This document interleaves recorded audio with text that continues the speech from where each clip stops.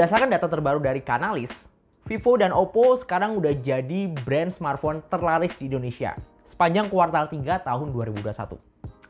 Bahkan menjelang akhir tahun 2021, mereka tuh kayaknya masih belum kehabisan amunisi ya buat saling rebutan tahta. Kayak misalnya belum lama ini Oppo ngeluarin A95 di harga 3,99 juta. Satu minggu kemudian Vivo ngeluarin V23i juga dengan harga yang lumayan bersaing. Halo Digitirs, balik lagi sama saya Arya. Ya, ngelihat harga kedua smartphone ini di masing-masing situs resminya, ini tuh selisihnya sekitar 400.000 ya. Cuma kalau pengen dapetin Vivo V23e lebih murah, ini di lapak online ada yang jual di bawah 4 juta. Tapi ya, lagi-lagi selisihnya segitu juga kalau dibandingin dengan Oppo A95. Secara kedua desain smartphone ini emang pamerable banget sih. Tapi jujur aja, saya lebih suka dengan desain dan body dari Oppo A95 ini. Karena permukaan ini tuh matte ya gitu. Jadi nggak gampang ngebekas sidik jari, terus gripnya di tangan juga lebih enak. Nggak dipakein case pun juga masih oke-oke aja. Secara dari segi ukuran juga lumayan tipis.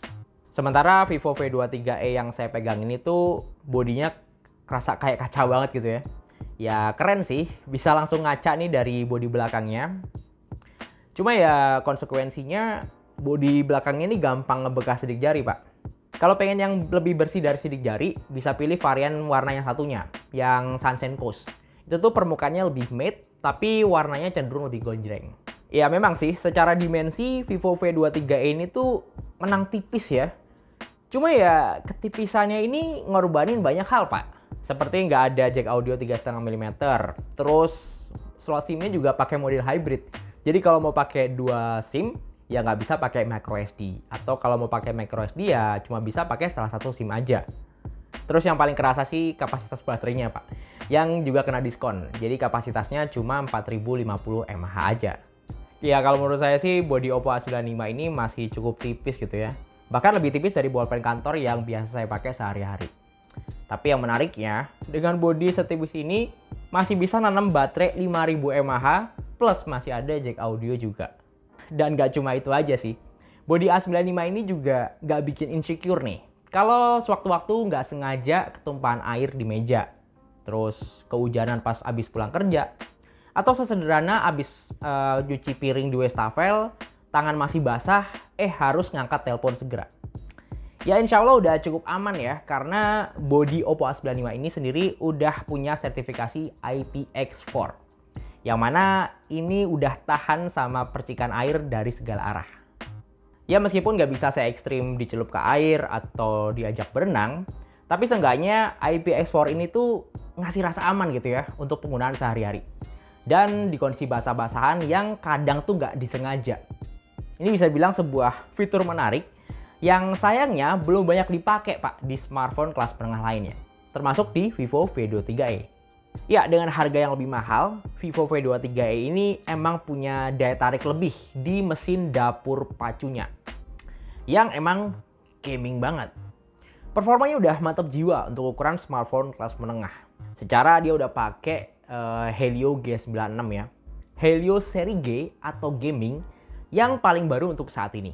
Bahkan ini performanya lumayan jomplang pak, pas harus dibandingin dengan Snapdragon 662 di Oppo A95 yang relatif lebih jadul. Misalnya pas main game PUBG Mobile, Vivo V23e ini bisa digeber pakai settingan Smooth Ultra. Settingan yang udah cukup aman buat main game Battle Royale yang nuntut kecepatan tangan untuk ngontrol karakternya. Karena 30 fps aja tuh nggak cukup ya, kayak pas main di Oppo A95 yang cuma mentok di Smooth High doang. Kadang tuh kerasa jadi patah-patah gitu. Tapi Vivo V23e ini aneh deh. Smooth Ultranya tuh nggak bisa rata di 40 fps. Kayak ditahan gitu. Entah emang belum optimal di gamenya, atau emang sengaja ditahan sama Vivo supaya konsumsi baterainya lebih aman. Tapi ya harusnya nggak akan sesignifikan itu sih.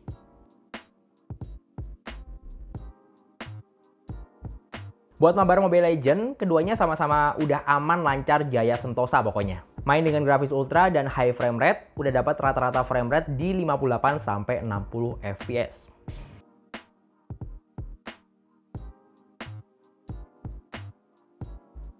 Iya, Snapdragon 662 ini emang bukan porsinya main Genshin Impact. Kalaupun dipaksa ya bakal burnout juga. Nah, Helio G96 di Vivo V23 ini yang ngos-ngosan juga sebenarnya. Lihat aja, grafik FPS-nya tuh ya mendaki gunung lewati lembah kayak gini. Naik turun juga. Tapi ya seenggaknya masih bisa dapetin rata-rata yang lebih tinggi di 32-35 FPS.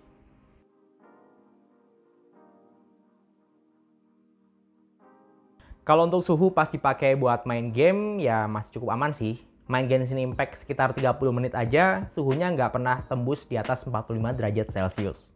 Kalau ngomongin kamera seru juga nih. Karena secara angka megapiksel, kamera Vivo V23 ini tuh lebih menang telak ya. Bahkan depan belakang nih. Kalau dibandingin sama kameranya Oppo A95. Tapi apakah hasilnya selalu otomatis lebih bagus? Ya, mumpung minggu lalu saya lagi ada perjalanan dinas kantor di Jogja dan Magelang. Ya udahlah, sekalian aja saya bawa dua smartphone ini buat hunting foto dan video di sana. Jujur aja nih, pas ngeliat perbandingan sampel foto keduanya, karakter warna Oppo A95 emang kelihatan lebih berani dan lebih dominan. Terutama untuk kondisi siang hari ya, di luar ruangan. Pokoknya warna tuh harus kelihatan lebih menarik. Hijau jadi kelihatan lebih hijau, biru jadi biru banget. Ya selera aja sih sebenarnya. Toh masalah warna ini kan juga bisa diimprove di aplikasi editor foto. Tinggal masalah mau ribet atau enggak. Saya lebih nyayangin absennya lensa ultrawide di Oppo A95 ini. Jadi ya kurang comparable sama Vivo V23e yang lebih fleksibel buat ngambil foto pemandangan dengan frame lebih luas di kamera ultrawide 8 megapikselnya. Kalau untuk foto-foto malam, mode malamnya Vivo V23 ini tuh saya akuin lebih kelihatan alami gelapnya ya. Gak mesti harus maksa lebih terang yang bikin detailnya di dalamnya tuh jadi turun berantakan. Tapi sebenarnya bisa diakalin tipis-tipis sih. Kalau lagi pakai mode malam gini, usahain tab fotonya tuh di area yang ngasih cahaya paling terang. Minimal nggak diratain tuh, masih terang semua, tapi malah ngorbanin detail yang harusnya tetap kejaga. Pindah ke kamera depan, waduh, hasilnya tuh beda jauh pak. Bukan kaleng-kaleng sih kamera depan 50 megapiksel di Vivo V23e ini. Ya meskipun resolusi lebih gede bukan satu-satunya faktor ya yang bikin hasil foto selfie-nya lebih cakep. Bukan lensa yang lebih lebar di kamera depan Vivo V23 ini juga ngebantu cahaya masuk lebih banyak. Mau di kondisi siang atau malam, hasil selfie-nya cukup konsisten cakepnya. Oh iya, saya sempat tes kamera depannya untuk Zoom meeting juga. Dan menurut saya, kamera depan Vivo V23e ini tuh lebih terang ya, apalagi pas dipakai di dalam ruangan kayak gini. Cuma exposure-nya ini pak, yang sering terang gelap sendiri, kayak nggak ngunci gitu. Dan nggak sestabil di kamera depan Oppo A95. Oke, ini dia sampel kamera video belakang Oppo A95 dan Vivo V23e. By the way, sekarang saya lagi ada di Yogyakarta nih. Lagi ada kerjaan kantor, dan ini saya nginep di Hotel Hyatt Regency. Sebenarnya pemandangan di sana tuh bagus ya, outdoor-nya. Cuma hujan pak. Jadi ya udahlah kita tes rekam video di lorong sini aja nih. Nah, dua kamera smartphone ini juga udah dibekali dengan fitur stabilisasi EIS ya. Jadi untuk merekam video sambil jalan kayak gini udah relatif cukup stabil. Tapi kalau dilihat-lihat lebih stabil yang mana sih? Oppo atau Vivo nih? Kalau untuk sampel kamera video bagian depan di Vivo V23 ini ada fitur stabilisasinya juga ya yang bisa diaktifin. Cuma jatuhnya tampilannya jadi ngezoom gini. Ini kalau saya pakai sambil jalan, kelihatan nggak sih lebih stabil gitu? Nah ini kalau saya arahin ke tempat yang cahayanya terang banget tuh di belakang. Wah putih semua pak. Cuma kalau di Vivo V23e agak mendingan lah ya. Ini kalau di belakang situ. Tuh. Kalau untuk suara gimana nih? Suara saya lebih jelas kedengaran dari mikrofon Oppo A95 atau Vivo V23e. Coba komen di bawah ya. Saya pikir dengan baterai 4050 mAh, Vivo V23 ini tuh bakal lebih sering lowbatnya. Tapi ternyata nggak juga ya. Masih bisa digeber seharian. Bahkan untuk screen on time-nya sendiri, ini juga masih bisa saingan dengan Oppo A95 yang punya kapasitas baterai lebih gede di 5000 mAh. Asli sih, efisiensi daya di Vivo V23 ini tuh emang bener-bener gak ngotak ya. Gimana ceritanya coba? Kapasitas 4050 mAh tapi punya konsumsi baterai per aplikasi yang mirip-mirip dengan smartphone dengan baterai 5000 mAh. Ya, kurang lebih ini perbandingan konsumsi daya per aplikasi yang saya coba selama ngetes baterai kedua smartphone ini. Ada yang versi aplikasi dan juga game. Karena baterainya lebih kecil, otomatis ngisi daya di Vivo V23 ini tuh bisa lebih cepet dong. Dan makin cepet lagi, karena udah pakai flash charge dengan output yang sampai 44 watt. Isi ulang mulai dari 10%, Vivo V23 ini tuh bisa lebih dulu penuh di 100% dengan waktu yang nggak nyampe 1 jam. Tapi serunya di sini nih, charger Oppo A95 kan emang punya output lebih rendah ya, di 33 watt. Secara kapasitas baterai juga lebih gede, di 5000 mAh. Tapi, ngisi baterai Oppo A95 dari 10% sampai full, itu cuma butuh waktu 1 jam 1 menit. Ya, tipis banget gitu bedanya. Udah sih, paling itu aja bedanya Oppo A95 dan Vivo V23e. Sisanya kurang lebih mirip. Ya, keduanya sama-sama punya NFC juga, yang lebih memudahkan terutama buat kalian yang sering naik transportasi umum kayak KRL atau Transjakarta. Jadi buat cek saldo atau top up saldo e-money udah lebih gampang di sini. Cuma NFC di Vivo V23e ini tuh lebih multifungsi ya, alias bisa diatur juga jadi kartu akses. Cuma ya nggak semua kartu kompatibel sama sistem di sini. Waktu itu saya nyobain kartu akses apartemen aja nggak bisa.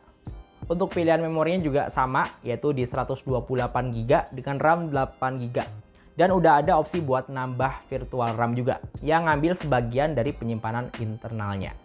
Cuma opsi buat nambah virtual RAM di Oppo A95 ini tuh lebih banyak variasinya ya. Bisa ditambah 2GB, 3GB, sampai 5GB. Sementara di Vivo V23e, ini cuma ada satu opsi aja, yaitu nambah virtual RAM 4GB. Ya kalau nambah virtual RAM jangan ngarep kecepatannya tahu-tahu lebih ngebut atau lebih ngegas gitu ya. Tapi seenggaknya dengan virtual RAM ini tuh kinerja multitaskingnya bisa lebih baik lagi. Ini bahkan waktu itu saya lagi Zoom meeting, terus saya buka beberapa aplikasi, itu lancar banget Pak, alias nggak ada lag yang ngeganggu. Untuk layar juga sama-sama cakep dan gonjreng ya, secara udah pakai panel AMOLED yang udah mantep jiwa buat mid time marathon streaming Netflix. Terus resolusi Full HD-nya pas dipakai streaming juga dapat full, nggak pakai kena kompres. Cuma sayang banget sih, di harga segini layarnya buat scroll-scroll itu nggak bisa sesmooth layar smartphone kelas menengah kebanyakan, yang rata-rata udah pakai 90Hz sampai 120Hz. Ya, secara ini cuma mentok di 60Hz aja. Kalau untuk speaker, kedua smartphone ini B aja sih, secara sama-sama punya mono speaker doang. Tapi kalau penasaran pengen tahu bedanya, coba deh dengerin.